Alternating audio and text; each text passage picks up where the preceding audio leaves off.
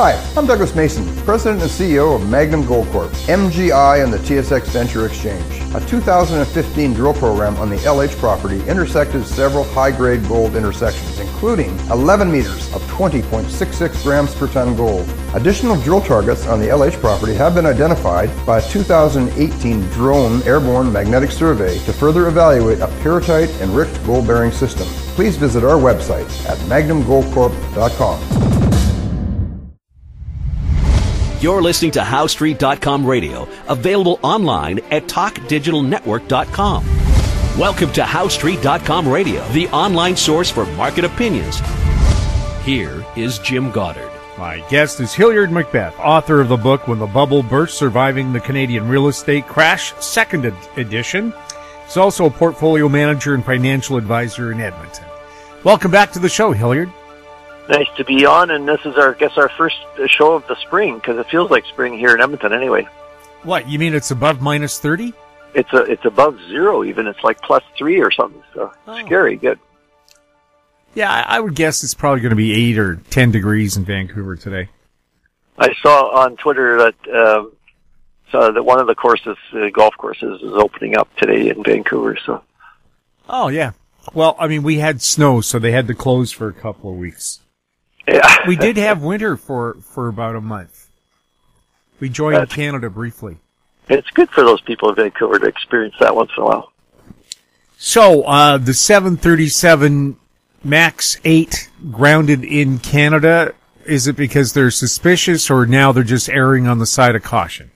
Well, what the announcement said, it just came out, and what it said was that they had identified some of the pilot reports that showed problems, and then even more strangely, they got some data from satellite images that showed that the planes were acting erratically. But CNN is reporting just now that on Wednesday morning that several pilots anonymously and independently of their airlines reported problems with the plane to the FAA. So the FAA is really on the hot seat now. And so with Canada joining the group of people that are countries that are banning it, this that really leaves only the U.S. is still allowing it. And of course that affects, with WestJet and Air Canada flying a lot of planes of that type to places like Phoenix and Palm Springs and Mexico and Hawaii.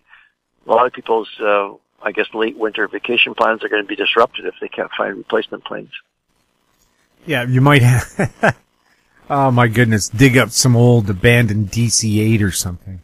Well, they used to have on the like, my wife and I are going to Hawaii in a couple of weeks, and they used to have a 757, a Boeing 757, and it's from a charter airlines in Great Britain, so the pilots always had English accents, which I guess was kind of reassuring, I don't know. And but it was kind of an odd plane because before this new plane came, all that WestJet had was the original 737s, and you can't fly them to Hawaii.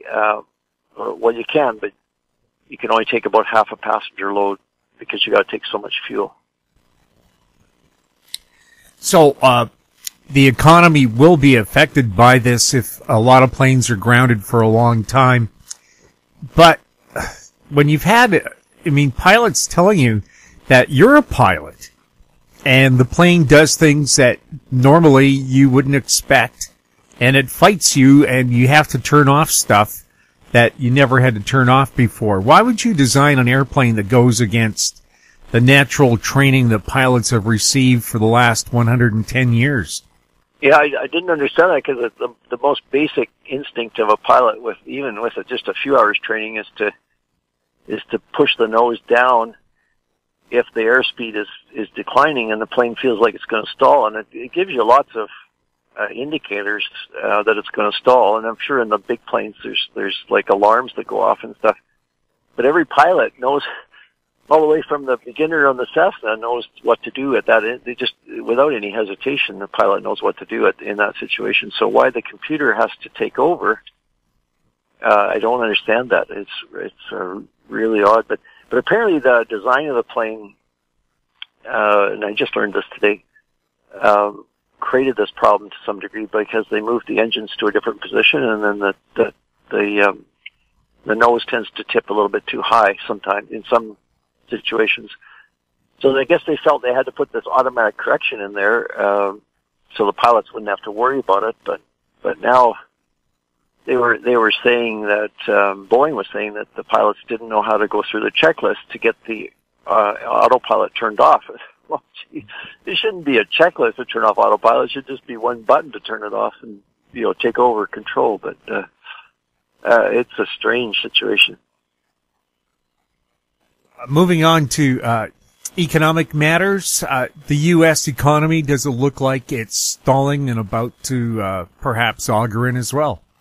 Well, it's amazing, because most people thought the U.S. economy was doing pretty well, including myself. But the latest numbers, there's a bunch of numbers coming out this week in early March, but the numbers over the last couple of months have been surprisingly weak. And so the technical definition of a recession is 2 quarters, so 2 3-month periods consecutively of negative growth. So the December quarter was revised down in the numbers that came out maybe about a week or two ago to quite a small increase, a very marginal kind of increase. And then all of the data so far in the first quarter, which will be over in a couple of weeks, it'll be over at the end of March, are showing signs of quite a weak quarter. So it could either be the last quarter of 2018 and the first quarter of 2019, or the first quarter of 2019 and the second quarter of 2019 that could consecutively be negative, and that would be a technical recession. But get this, we don't even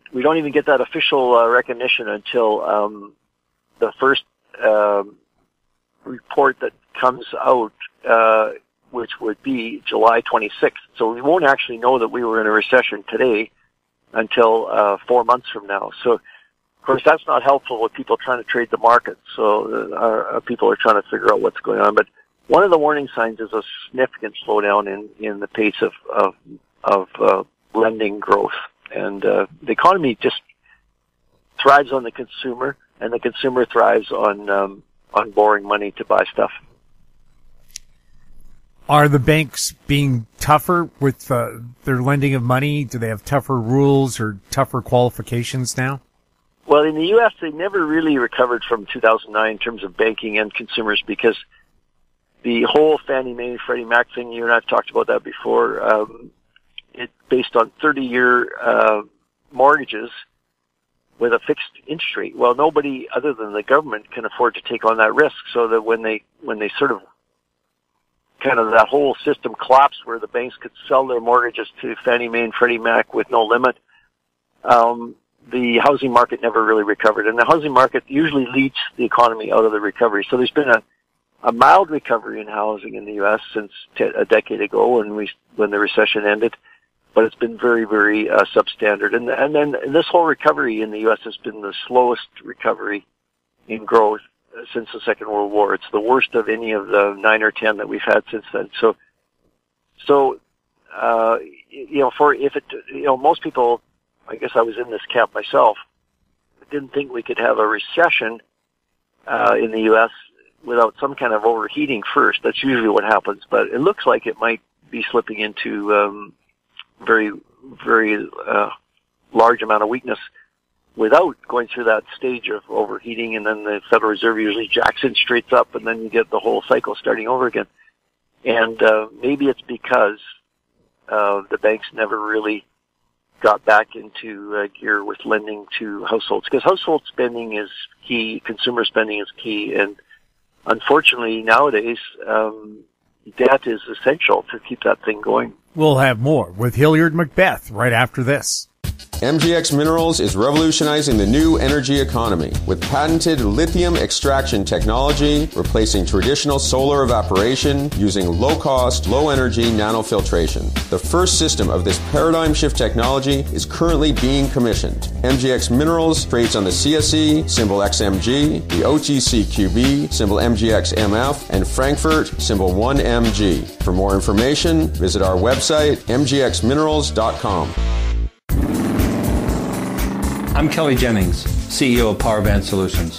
PowerBand is a cloud-based provider of auction, inventory, and finance solutions that make buying, selling, and financing vehicles more efficient. PowerBand Solutions trades on the TSX Venture Exchange, symbol PBX, and on the OTCQB symbol PWWBF, and on Frankfurt symbol 1ZV. For more information, please visit us at powerbandsolutions.com. Welcome back. We're speaking with Hilliard MacBeth. Hilliard, housing, I mean, in Canada as well, prices have come down. Sales are slow. Can real estate be the thing that leads you into recession? Governments are doing everything they can to knock prices down. Do they realize what that does to the economy? Yeah, I think in Canada, so Canada, basically we've got three engines. The real estate market's huge. The exports to the U.S. are very significant, both autos and oil. And so those things are both going into slowdown, if you like, at the same time. And of course, bank lending is key as well. So bank lending has gone below the rate of the expansion of bank lending in terms of mortgages has gone below the rate of growth of GDP. So that generally, in every case, has signaled a recession. So without probably much doubt at all, we're probably, if we're not in a recession in Canada, we're going to be very soon. This fellow named David Rosenberg, you can follow him on Twitter, and he's been very vocal about this, and he's quite well respected. So, of course, most of the other economists, other than him, work for bank-owned, work for the banks, so they're not going to mention the R word until long after it's already upon us. But that slowdown in lending for housing will be critical. The real estate segment in Canada is so large that you really can't really have a slowdown in housing without a recession. And the numbers in the oil patch in Alberta, at the peak it was $80 billion a year in capital spending, billion with a B. Last couple of years has been $25 billion, but the forecast for 2019 is $5 billion. So it's gone from $80 billion down to $5 billion. That's just that something has to either make up for that drop, or we would be in a recession. And of course, there's nothing really out there that could make up for that drop. Do we need the stress test anymore for new home buyers?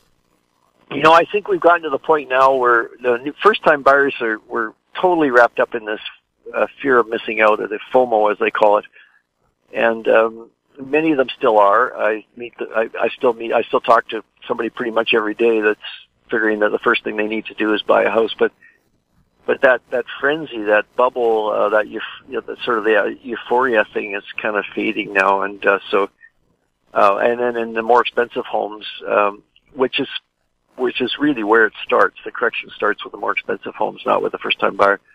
The prices have come down. In Vancouver, the numbers are startling. They really are. They're $3 million homes being offered for $2 million and not selling.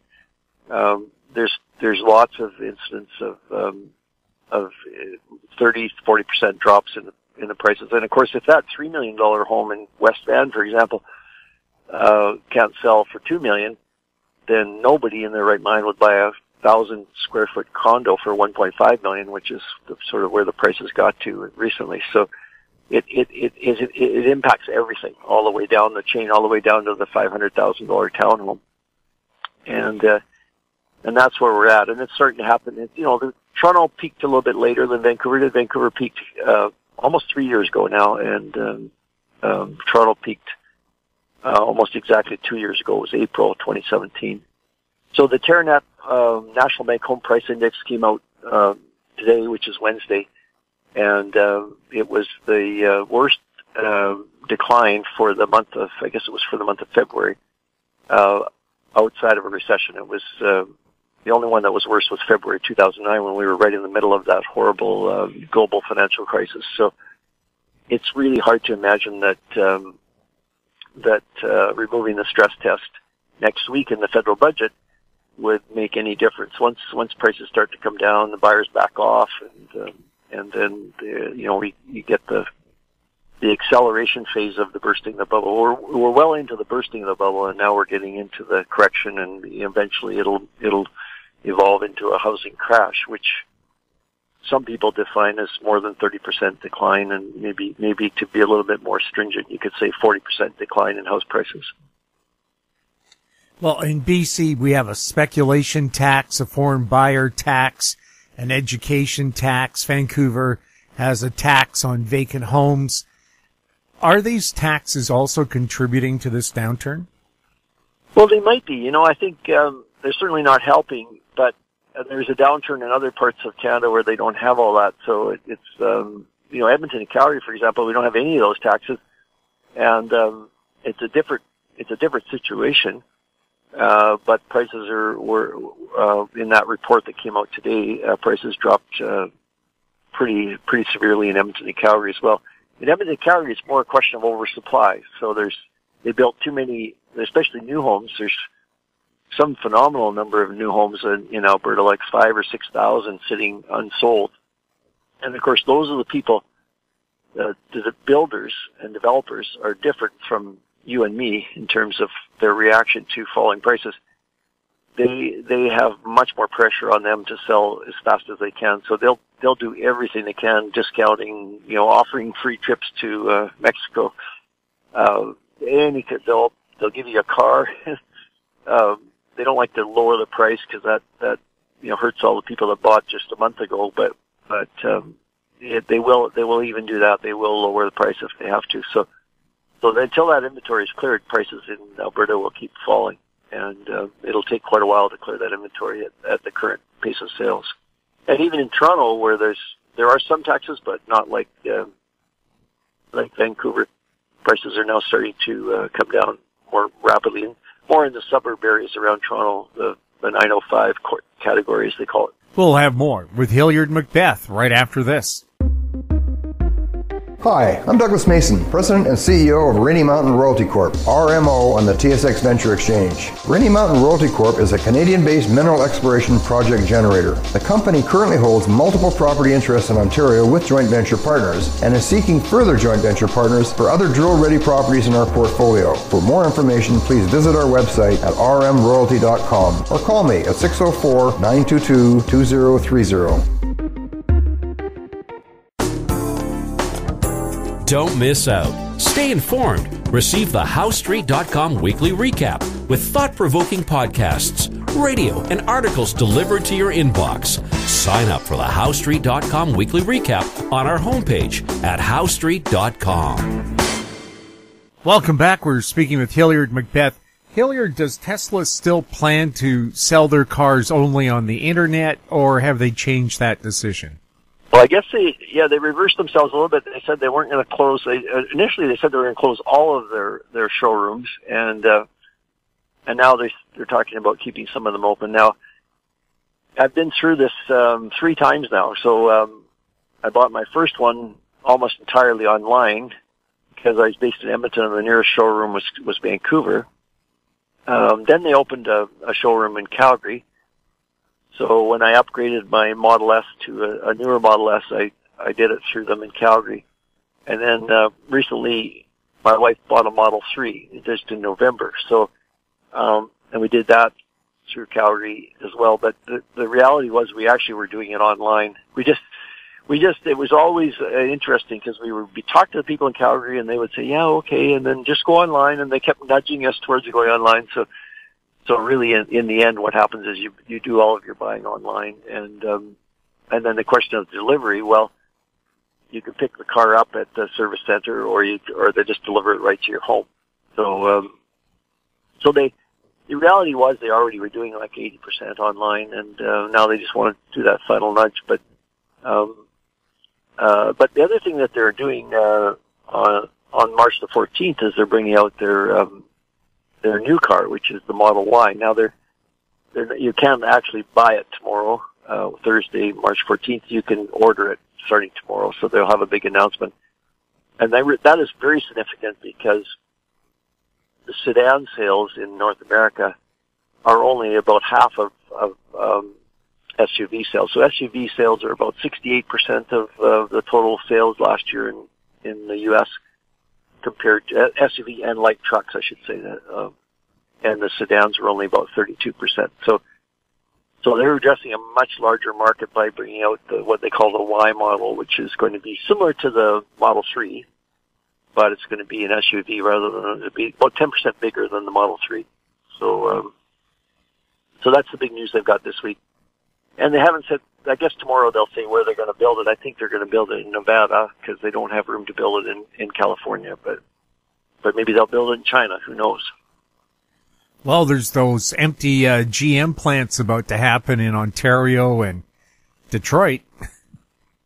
I was thinking that we should have, in Canada, we talked a minute ago about, what are the engines to drive Canadian economy, and there's not that many left, and we should have been begging Elon Musk to, just produce one of these models in Canada. But and Ontario's got a long tradition of producing way more cars than Canada can possibly absorb and then exporting them back into the U.S. But I don't know if the political environment would have allowed it. I suspect if he's got two plants. He's got Fremont, California, and what they call a Gigafactory in Nevada, which is up until now been making batteries, but I'm pretty sure now it's going to start making cars as well.